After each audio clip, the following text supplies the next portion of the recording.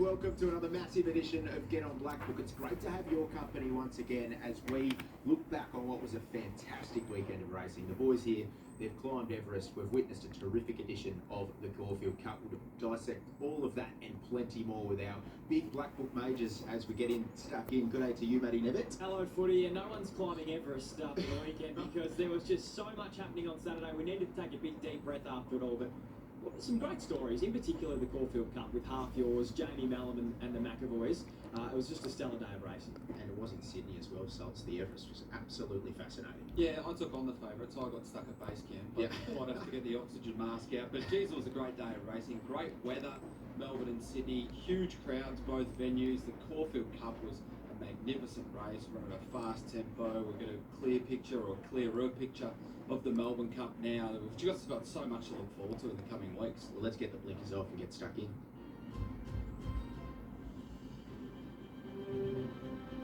We will start with the Caulfield Cup, and as you mentioned, Nev, it was great to see Jamie Mellum claim her first major aboard Half Yours. A runner that we're all pretty keen on, particularly on Get On Now, but Salt's here on Get On Black Book for some time, and it was a fast run race, and it set up perfectly, Salt. Yeah, that tempo got injected into the race in the middle stages, and it's great to see a staying race run at a good clip, and he relished that Half Yours. It was a beautiful ride from Jamie Mellum. Let's not forget that back in April, this horse nosed out Morissette in a benchmark 64 at Seymour, and he's been placed to perfection from the McAvoys, an outstanding training performance. I thought River of Stars was outstanding, closest of the 11 runners, first 11 runners home to that fast tempo. That was a great run for a Melbourne Cup. And Nev, Valiant King was the flashing light too. Yeah, he was so good in that Bart Cummings in the lead up to this race, and again was suited by that fast tempo. He's also going to be suited at 3,200 metres, Valiant King. So I think he goes there as the one to beat from the horses that we've seen race here in Australia over the last couple of weeks. Look, certainly wouldn't be taking anything away from the favourite either. I think he's a worthy favourite. Based on what we saw there, second, third and fourth are all horses that are absolute stayers out and out. So the fact that he's gone just as well as them, in fact probably gone better, with 53 kilos, he's a huge winning chance, Half Yours. I couldn't knock any of the first four across the line. Pressage Nocturne is another. First run since August, so 8 weeks between runs. First up in Australia. Fastest last 200 metres of the race. Savaged the line. Has form out beyond 3,000 metres in Europe. So Pressage Nocturne is one I want to follow into the Melbourne Cup. But I do want to get a look at the Geelong and Bendigo Cups before I'm starting to really dive in, because we've obviously had the omission of our boy Sir Delius. Let's take a look at some of the Cups doubles now. Saltsy, obviously very keen on Half Yours heading towards the Caulfield Cup. How do you see the double picture? I did think he had a beautiful run in transit relative to the way the race played out, and he's got to meet those through that Caulfield Cup now 2 kilos worse of the weights, the majority of those, because he gets that penalty. They'll keep him ticking over and hopefully take him towards that. You know, under $4 in current markets, I'd be happy to look at River of Stars through that. Potentially Valiant King as well. I thought he was a great runner. Still a bit to play out, but short enough now in Melbourne Cup markets to do the double. Let's move on to the listed Gothic Stakes. This was for the 3-year-olds, 1,200 metres.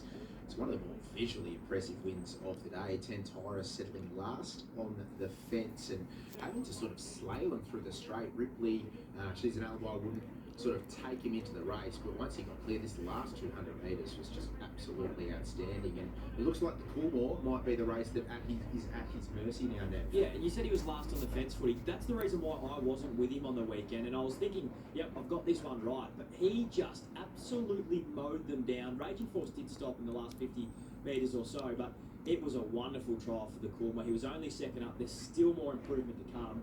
She's going to be hard to beat a couple of weeks' time, Salts. Yeah, I don't know much between him and Baywalk. Just got the edge of the Sydney horse, but you know they've got form around each other as a 2-year-old. I want to highlight the run of She's an Alibi. She was first up.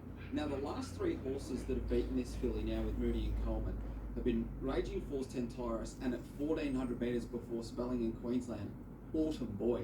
I think she'll go to a race for the fillies on Derby Day. That's the Vanity 1,400 metres and be very hard to beat. Boys, if you had to pick one now, without having a bet, heading to the Coolmore, Baybolt or Tentyrus? Tentyrus. The other one that you shouldn't disrespect in the market is Legacy Bound, because he raced in the inferior ground for longer in the Danehill, and that's proven to be, it was clearly an inferior place to be, because McGaw failed on the weekend. He had that fast lane. Yeah, Baywalk for me. I like 14 back to 12 as well down the straight. It's going to be He'll have 10 Tyrus a long way behind him. He's a good horse to run down. Yeah, 10 Tyrus for me on that upwards trajectory. Not the Paylock, is it? But I think he's absolutely flying. Let's get to the Group 1000 guineas now. This is for the 3-year-olds over 1,600 metres. It was all about Ole Dancer and the Melbourne form, the Victorian form, Nev, standing up here. 1,600 metres, settling a little bit closer to the speed, seemed a recipe for success. It became a two-horse race pretty much by the halfway point for footy, because the two best horses, over a mile anyway, finished 1-2, and I think they're really classy fillies. Obviously, Apocalyptic was the best in Sydney by a mile, and she's only gone down half a length here to Ole Dancer, who's a very worthy Group 1 winner. Big flashing light though along the inside, get a good feeling, Salts. Yeah, I was about to mention get a good feeling as well, Nev. I thought absolutely outstanding. 2,000 metres and beyond now, that's where she's going to be. Yeah, absolutely. I think the other jockey's got it wrong though. They've let the first and second in the market go forward, control things that are below average tempo, and the one on their back was third favourite as well. So they've completely controlled things. But get a good feeling. We highlighted a couple of weeks ago that she was likely to go to the 1,000 guineas, stay at 1,600 metres after her dynamic win at Flemington, and to stay at 1,600 metres for a filly that's on an Oaks par.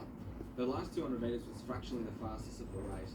She's so on track to go to the Wakefield, eat up 2,000 metres at Flemington there on Derby Day, and then back up quickly into the Oaks. And we've seen that be a strong recipe in the past. She's the clear number one seed for both of those races. Yeah, absolutely. Hey, let's get to the Everest. This was the big one in Sydney, and it was all about Ka Ying Rising. Just the build up to this race, it just had everything, didn't it? We had some fake news, we had questionable trials, and when it came to race day, well, Ka Ying Rising lobbed in the perfect spot in behind the speed, and it was all over pretty early, I thought, Salty.